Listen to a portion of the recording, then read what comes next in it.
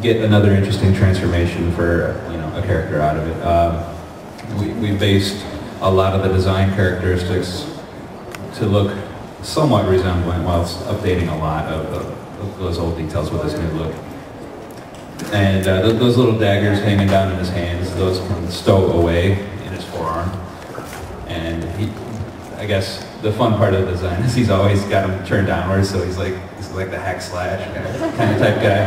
He's a serial killer. Not really. In a friendly, playable sort of way. Cereal, like, the breakfast food. But more interestingly, how many of you guys remember that little scout drone jet that we showed you earlier? I remember that.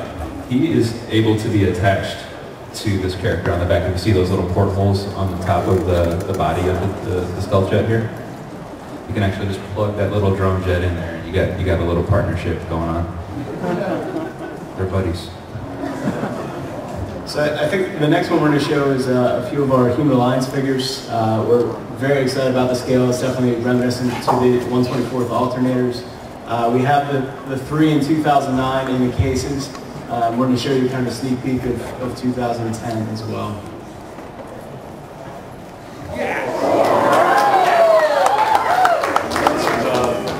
Barricade Frenzy, obviously, and the transformation on this one is great. It's definitely taking the accuracy of the Barricade robot to another level.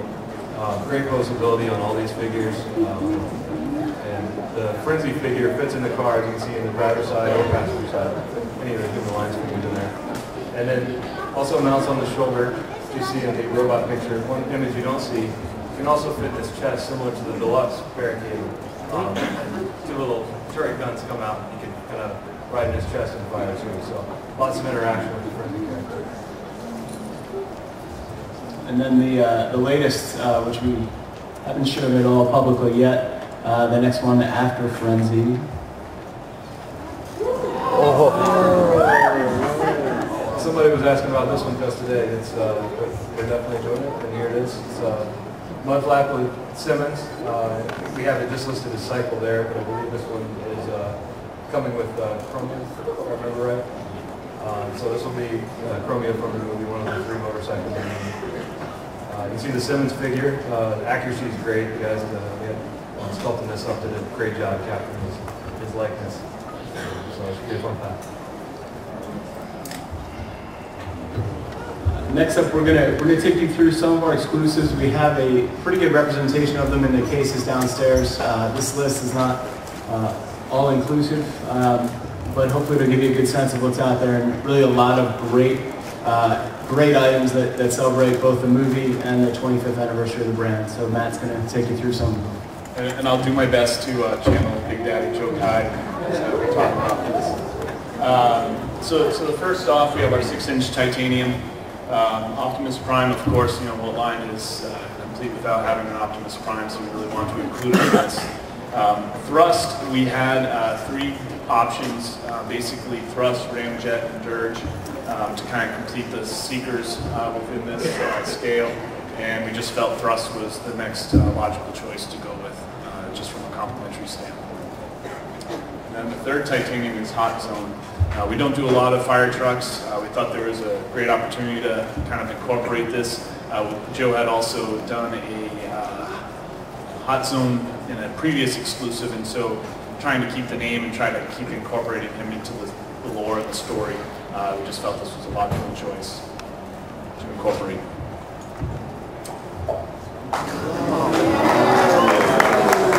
So I have to say, it's we're really proud of the next 2 exclusives. One, the Insecticons, and the one after that is Perceptor. I think Joe and our engineering team, and also Takara, we've done a great partnership in being able to bring these out to you. They haven't been around since the 1980s. There was also issues that we always had to think about, and it was a great partnership internally to be able to figure out how we can make these available to you. The The big thing too, also, we decided to go with the Insecticons, as we did see in movie 2, Revenge of the Fallen. There were some insects, there were some kind of likenesses which were created off of the basic concept of the Insecticons, so it was just something that we thought fit well with also the timing of the movie and also our lore edition. And then Perceptor. This one actually, and this kind of talks about how we take from all different segments of the brand how to try to tie things together. As we all know, Perceptor was in the animated series. He had a brief kind of cameo appearance, and we thought that was a great tie to be able to say, hey, you see him here in the animated series. Now it's, this is where he harkens from his G1 heritage. So these two guys we're very, very proud of. I think that says a lot. As a whole, the Masterpiece line, I know we're all really big fans of. The accuracy, the details. This scale just allows us in our design team actually to really incorporate a lot of those things that it might not be seen in some of our other assortments. From a seeker standpoint, again, we just felt that this was the next logical step to take after having done Starscream last year, or actually 2 years ago. And gathering at the Nemesis. This is one of those exclusives where we really try to tie in themes from Revenge of the Fallen. This harkens to when Megatron goes back to the Nemesis to talk with the Fallen about their plan of attack. The cool part about this will actually be the only place we'll be able to get Soundwave in the Revenge of the Fallen styling, but in his G1 color scheme. So that's the really good part from Megatron. What we tried to do is give him some, or Joe tried to give him some silver highlights to really talk about, kind of deep outer space, cool, frozen type of aspect. So we're really excited about this pack. And this also includes the Fallen as well. So as, again, we start talking about themes from the movie. As you all know, when Optimus takes his fall in the big forest battle scene. Wait, everyone hasn't seen it yet, maybe. I'm sorry. When something happens somewhere, at some point in time in the next movie, I know. Basically, something happens to the Fallen, he kind of does something. Something basically, it's about him kind of coming to life and, and hit the Fallen really seeing it as his point in time and taking his place and saying, all right, now it's to go and conquer Earth. And Joe really, when we were doing the deco on this, really tried to accentuate all those pieces to make it really differentiated and fit into the line. And that's it. Really been asking for a lot of updates on this too. Eric's going to take you through some of the cool product guys. Guys, just to let you know, some of the figures that you see, they have yet to be released in some cases. They will find their way out to the market, be that as part of the main line or as part of exclusives, but it is absolutely our plan to release every figure you see today. There are a lot of absolutely incredible new molds, and we will certainly find a way to get them out to you. So without that, we'll turn it over to Eric.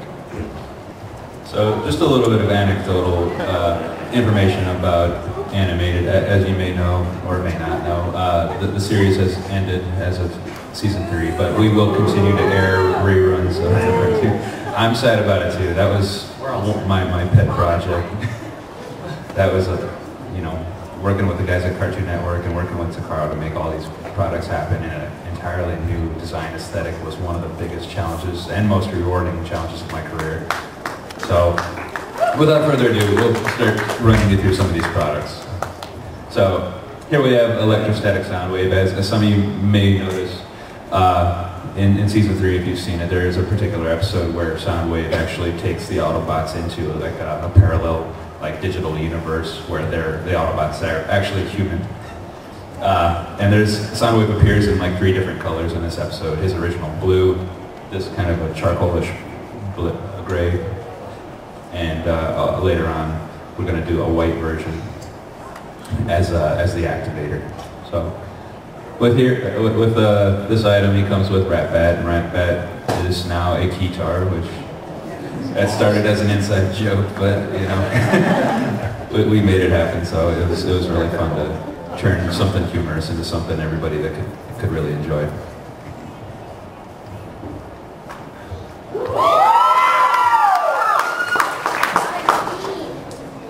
For a long time, it has always been kind of taboo for us to make RC. Something had always went wrong. Either we couldn't get her in her car mode, or her appearance marked like the tail end of one of our segments. So, staying true to form. This time we did get her back close to her G1 roots. You know, Derek Wyatt and myself had a lot of fun designing her robot form and her vehicle form.